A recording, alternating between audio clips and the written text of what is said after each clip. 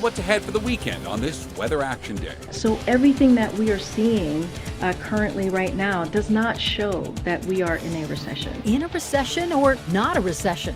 We take a look at the pushback from the White House on the latest GDP report. It's a completely different world. It's just not, there aren't people down here. And is downtown Denver losing its charm?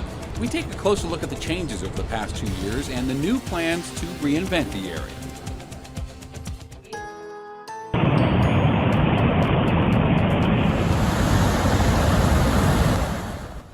Look at that, flooding all over the metro today. Of course, it's just a blip of the aftermath from last night's storms. All right, let's take a live look now outside. Clouds and more clouds. They've been with us all day, and it looks like they're going to be with us for a little while longer. Good evening. Glad you're with us tonight for Denver 7 News at 5. I'm Shannon Ogden. I'm Ann Trujillo, and here we go again. It's Weather Action Day. So let's get right over to meteorologist Stacey Donaldson. So what can we expect tonight, Stacey? More storms in store for our area and for Colorado. We have flash flood watches and flood watches in effect for most of the state. There was one added onto the metro area just off to our west, a flood watch in effect through 10 o'clock tonight as we anticipate storms off to our west coming this direction. The change being that we'll see them earlier in the night than what we saw the last couple of nights. Also, flash flood warnings in effect here near Granby and north of Estes Park for the next couple of hours. So we're watching these areas very carefully as flooding is more than likely an issue here even as we speak. We have rain off to our west, and we're starting to see some of that encroach on the metro area out toward Golden. As for southern Colorado from Salida on southward, we have heavy rainfall at this point, a lot of lightning down toward Durango, and we'll continue to see these pull up toward the I-25 corridor from Colorado Springs toward Pueblo in the next hour or so. But the big change, as I was mentioning, is these storms will occur earlier in the evening for Denver. Then we'll have cloudy skies after that. Temperatures staying in the 60s and 70s through the rest of tonight with lows in the upper 50s. Now the cool air sticks with us tomorrow, and we have chances for rain once again. I'll let you know if we'll see flooding conditions tomorrow coming up in a few minutes. All right, sounds good. All right. Look at this. Wow. These are photos of massive hailstones. These fell in Fort Collins last night, just 3 of them in that one man's hand. They measure more than 2 inches across. Wow, and the hail piled up like snow in Estes Park, as Denver 7's Jessica Crawford reports, making some people feel in the holiday spirit in the summer. When the hail came down overnight in Estes Park, people couldn't help but to capture it on video. It's July, almost August. It's July. It's the end of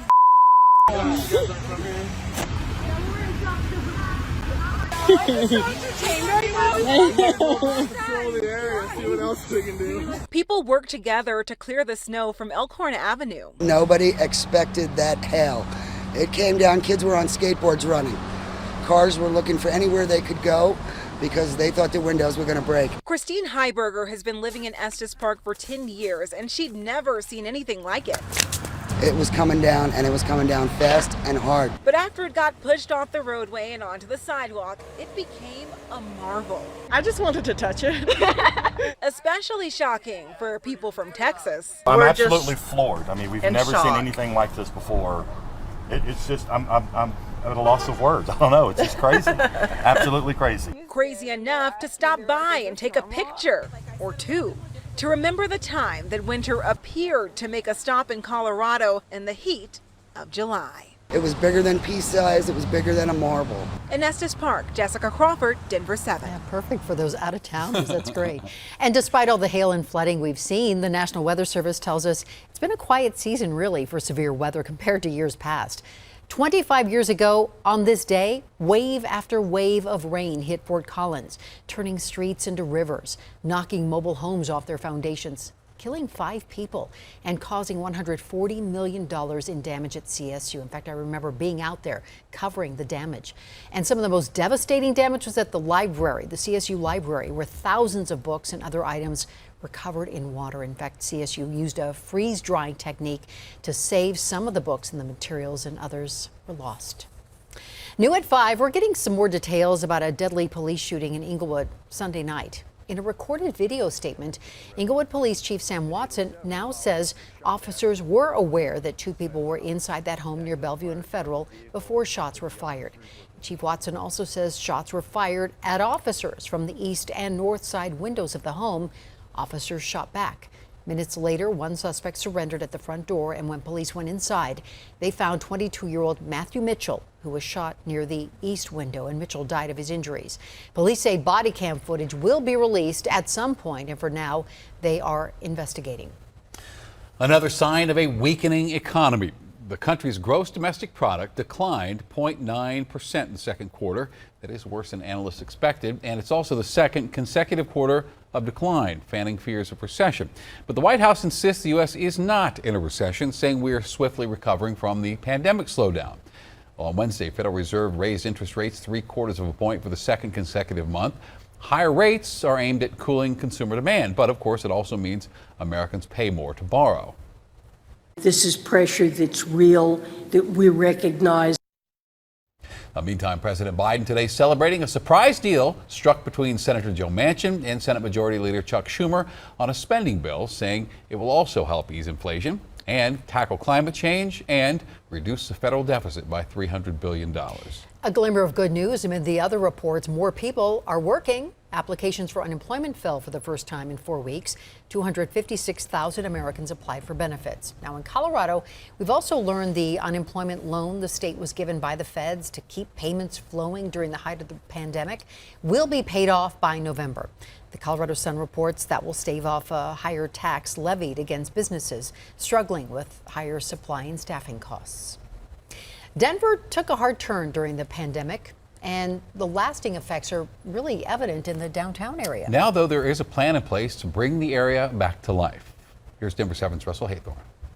Our 2022 State of Downtown report. City leaders painting a rosy picture of a post-pandemic downtown Denver. The demand for residential, that has not waned. In addition to that demand, there are successes. In the report released at a luncheon today, Denver ranks second among best cities for recent college grads and 9th in labor force growth among other major metro areas since the pandemic began. But out on the street, Nobody's here. reality is harsh. It feels sad and depressing and lonely, honestly. There are just a lot fewer people. The streets are just quiet. There's not a lot of interaction. These women have worked in downtown for decades and say the workforce has not returned. The way that we act and move and operate in the world is changed. They realize now, many employers, that they don't have to pay the overhead. In fact, the same report indicates only half the downtown workforce is back, and downtown office vacancy is 4th highest in the country at 21%. When you lose 100,000 people plus in the matter of 24 hours, it's going to impact your city. What Denver does have going for it is growth, which is outpacing most cities. Nearly $2 billion in projects currently under construction, and visitors have certainly returned. I'm very impressed with Denver. Like Colby and Thomas, who are in town from Atlanta for a conference and say Denver is better than other cities they've recently visited. Restaurants are close by. A lot of hotels, cool history too. The historical upkeep of the buildings has been really well maintained as well. I'm just very surprised with how clean and well kept it is. While leisure travel has returned, time will tell if the workforce follows suit. Russell Haythorne, Denver 7. RTD will be offering free rides all next month, and one of the goals is to get people back in the habit of riding buses and trains around Metro Denver. RTD calls it Zero Fare for Better Air because the other goal is to reduce ozone and improve our air quality. You can find the list of schedules and sign up for those service alerts on the RTD website. And these free fares start Monday and run all the way through the month of August. And RTD isn't the only one doing this. Prowers Area Transit, Pueblo Transit, and Greeley-Evans Transit are just a few of the 31 that have agreed to provide free transit all month long. You can get a full list and a map of all the companies at coloradotransit.com.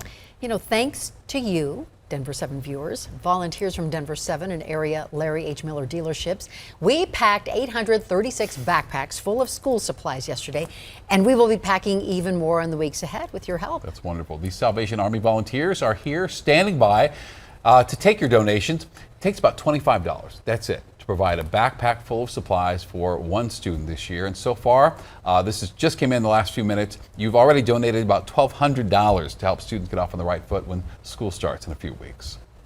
We have seen a need increase just based on different family situations and the cost of everything going up.